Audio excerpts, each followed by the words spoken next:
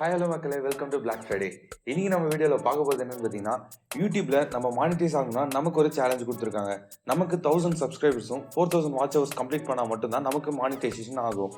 So அந்த ஒரு 4000 watch ஹவர்ஸை எப்படி ஈஸியாக மானிட்டைஸ் பண்ணுறதுக்காக கம்ப்ளீட் பண்ணலாம் அப்படின்ற ட்ரிக்ஸை பற்றி தான் நம்ம இந்த வீடியோவில் பேச போகிறோம். ஸோ கடைசி வரைக்கும் வீடியோ ஸ்கிப் பண்ணாமல் பாருங்கள்.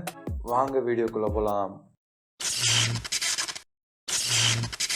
இந்த ட்ரிக்ஸ் பண்ணுறதுக்கு நமக்கு 4 விஷயம் தேவை. ஒன்று பார்த்தீங்கன்னா நம்மக்கிட்ட பிசியோ இல்லை லேப்டாப்போ இருக்கணும். ரெண்டாவது நம்மக்கிட்ட நல்ல ஒரு இன்டர்நெட் கனெக்ஷன் இருக்கும். மூணாவது நம்மளோட சேனலோட 1 hour பிளேலிஸ்ட் நம்மக்கிட்ட கிரியேட் பண்ணி வச்சுருக்கணும். நாலாவது நம்ம அமைதியாக இருக்க கற்றுக்கணும். ஸோ இது எல்லாமே இருந்துச்சுன்னா இந்த ட்ரிக்ஸை நீங்கள் ஸ்டார்ட் பண்ணலாம். அடுத்து உங்களோட லேப்டாப்பில் நீங்கள் கூகுள் க்ரோம் ஓப்பன் பண்ணுங்கள். அதில் யூடியூப் லாகின் பண்ணி ஏற்கனவே சைன்இன் பண்ணியிருக்க அக்கௌண்ட்டை வந்து சைன் அவுட் பண்ணுங்கள். அதுக்கப்புறம் உங்களோட ஹிஸ்ட்ரிஸ், இதுக்கு முன்னாடி சேவ் பண்ண எல்லா ஹிஸ்ட்ரிஸுமே கிளியர் பண்ணுங்கள். ஸோ எந்த ஒரு ஹிஸ்ட்ரிஸுமே அதில் வைக்காதீங்க.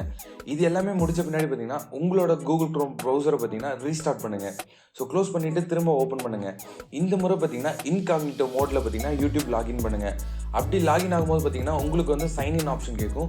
ஸோ அந்த ஆப்ஷனில் பார்த்தீங்கன்னா நீங்கள் சைன்இன் பண்ணாதீங்க. ஸோ உங்களோட யூடியூப் சேனல் வந்து சர்ச் பண்ண ஆரம்பிங்க. இதில் நான் என்னோட சேனல் வந்து சர்ச் பண்ணுறேன்.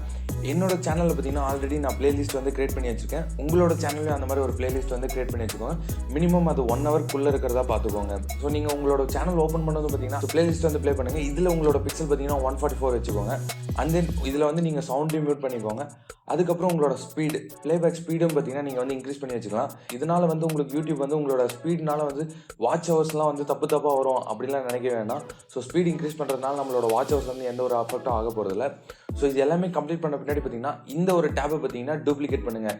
இதே மாதிரி 10 தடவையோ இல்லை 15 தடவையோ பார்த்தீங்கன்னா இந்த மாதிரியே டேப்ஸ் வந்து டூப்ளிகேட் பண்ணி ஓப்பன் பண்ணுங்கள். ஸோ இதில் நம்ம நோட் பண்ண வேண்டியது என்னன்னு பார்த்தீங்கன்னா, யூடியூப்ல வந்து இந்த மாதிரி மல்டி டேப்ஸ் வந்து 1 hourக்கு மேலே ரன் ஆகிட்டு இருந்துச்சுன்னா அவங்க வந்து சஸ்பெக்ட் பண்ணி கண்டுபிடிச்சிருவாங்க. ஸோ நம்ம வாட்ச் ஹவர் ஸ்பேம் பண்ணுறது வந்து கண்டுபிடிச்சி அவங்க நம்ம சேனல் வந்து பிளாக் பண்ணிடுவாங்க.